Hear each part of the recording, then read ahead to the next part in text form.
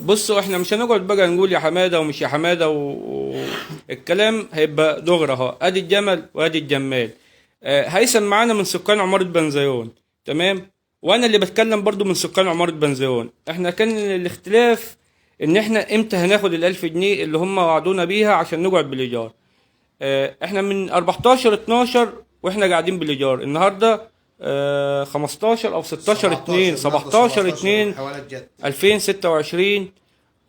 ومن داخل مكتب رئيس مجلس مدينة مطار محافظة المنيا نحب نوجه ليها كل الشكر ان هي كانت متعاونة معانا، نحب نوجه ليها كل الشكر ان هي كانت في ظهرنا. اللي عملته معانا ما يتعملش مع حد تاني. هيثم انت استلمت؟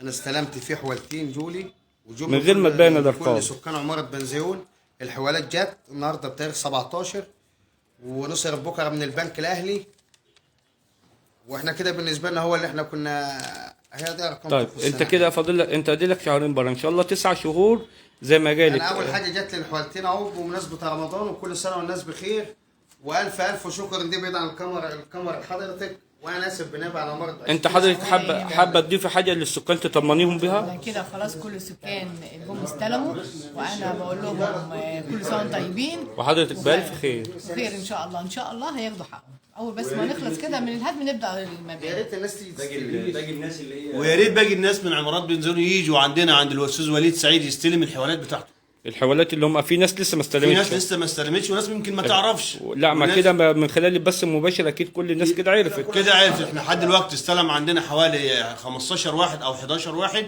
يا ريت باقي الناس تيجي تستلم الحوالات عشان تصرف وكل عام وانتم طيبين. كان في ناس من السكان بتيجي تسالكم؟ في ناس لما تيجي تسال وكل حاجه، والاستاذ وليد مشكورا وما تعليمات مع الرئيسه كل اللي ما يجي الوقت ما يستلم حوالته. ويا ريت الناس اللي لسه ما حد جه يجي يستلم حوالته ويتوجه لبنك الاهلي بصرف الشهرين دول. لا احنا من خلال الصفحه بتاعتنا احنا بنعرض حقائق ان احنا فعلا هناخد ال1000 جنيه او استلمنا حوالات بالفعل ال1000 جنيه، وان شاء الله بعد 9 شهور هيكون في مصداقيه ان كل ساكن يرجع للشقه بتاعته وخير ان شاء الله. انا شكرا استاذ وليد سعيد، باشمهندس هوايده، والمحافظ سياده المحافظ ونائب المحافظ محمد بيه. سياده المحافظ الف شكر اللي معليك. سياده المستشار العسكري سكرتير عام المحافظه اللواء محمد محمود انيس، الله يكون الله يحفظه والله يساعده. راجل كان في ظهرنا من البدايه، هو مهندس هوايده ما سابوناش بصراحه. شكرا اللي معليكم وكل سنه وانتم طيبين ورمضان كريم.